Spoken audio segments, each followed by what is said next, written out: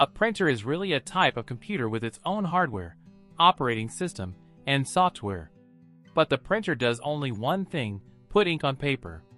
When things don't work well, that's when you need to troubleshoot.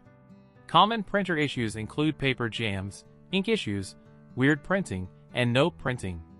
General approaches are available to remedy each of these issues.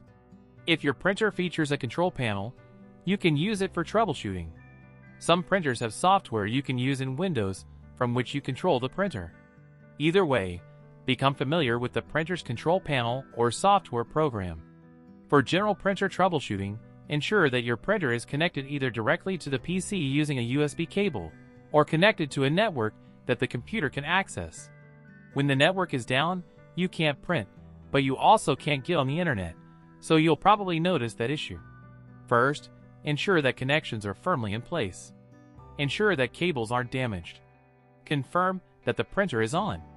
Further, some printers must be selected or placed online. If the printer control panel or status lamp indicates the printer is deselect or offline, reset it online. Resolving a paper jam involves discovering exactly where the paper is stuck. I've seen smart printers that tell you exactly where the jam occurred and even have their control panel show a graphic tutorial on how to unstick the paper. If you don't know where the paper is stuck, start with a paper tray. Ensure that it's full and the paper is properly seated. Remove the paper tray and reach inside the printer to see whether you can grab the paper that's been jammed and pull it out. If you can open the printer, do so.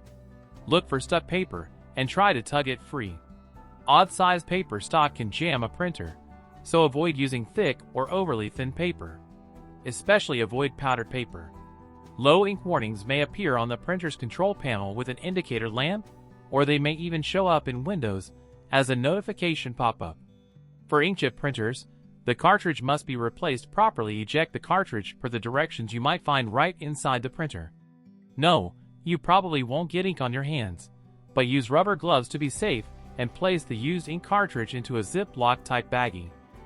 Insert the replacement ink cartridge per the directions shown inside the printer. Laser printer toner cartridges must be replaced when they're low as well. The trick, however, is that you can squeeze out a few more pages if you gently rock the toner cartridge left and right. Replace the cartridge for a few more pages, though this technique works only months. The second time you see the low toner warning, replace the cartridge. Rocking the cartridge might also remedy streaks on the page, as these are generally a sign of low or no ink.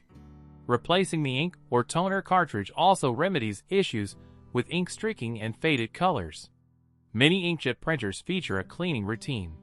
You can initiate through the printer's control panel or by using the Windows software installed in Windows.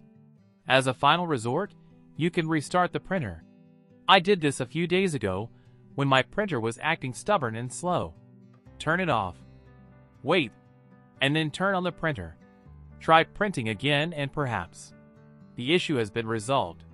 If not, the problem may be the printer software, which means a driver update might be in order